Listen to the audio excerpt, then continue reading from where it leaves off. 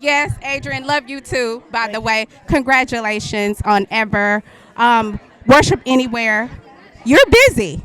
I am booked and busy, You're as they say. booked and busy. First, I want to talk about Worship Anywhere. The video is out. Talk to us about what inspired that song. What inspired the song was, it's been a hashtag that I've been using probably the last 4 years.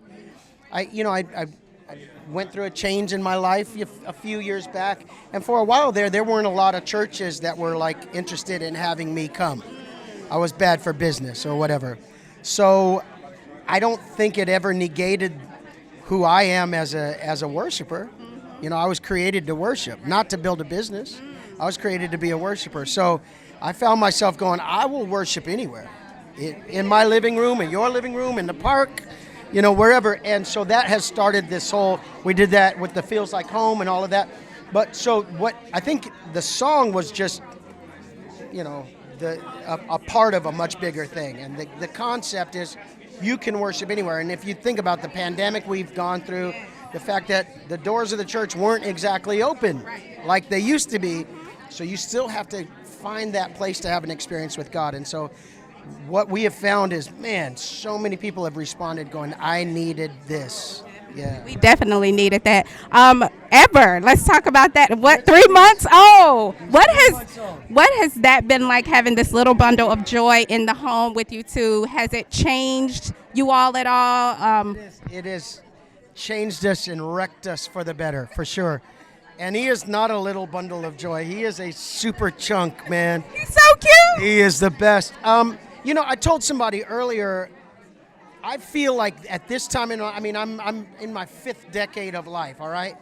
And at this time in my life, I feel like I've been given the gift of taking the test again, like the being a parent test again, and doing it right this time and having the answers that I didn't have before and having the tools that I didn't have before. So he is very fortunate that he's being born into a village of people that love him like crazy, and that for the first time, I think, in my life, I'm more present than I've ever been. I'm more involved than I've ever been.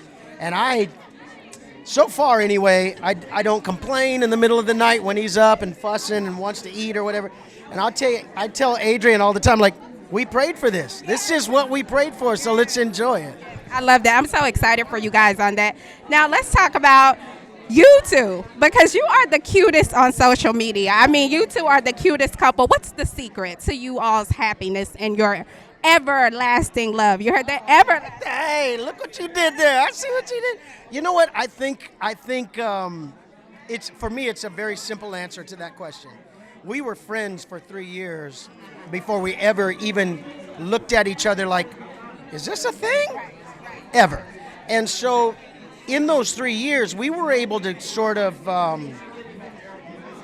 be honest as friends. So, like, if I was trying to marry her and impress her, I probably would have been, withholding, dishonest, sent my representative to, and instead she got the real, raw, flawed me. And she was very open about herself as well. And so when we sort of turned that corner and was like, we like hanging out, like we like each other's company, I wonder if there's a love component here. What you're seeing 6-7 years later is all of that like.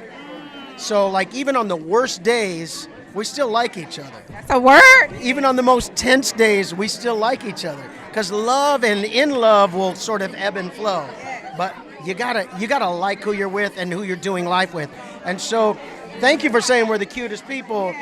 It's authentic, and I think that's what people are sensing. Like, it's real. We're not just putting on for Instagram or whatever. Matter of fact, she has to beg me to be on Instagram. I hate it, but I appreciate Instagram. Don't get me wrong, but like, it's real. It's just very authentic. It's not for cameras. It's who we are on and off stage. We love it. What advice would you give couples who are looking for that everlasting love? I think you got to find the reason you ever got together in the first place, and water that. The grass, the grass is greener on whatever side you water. You preaching is? Saying, so if you're tending the ground, that grass is going to grow, and at the same time, if you're in the wrong toxic relationship, then by all means get out. But if there's something there that used to have something powerful and beautiful, go back and undig some of those wells. Undig some wells, folks. There you have it. Thanks, Is.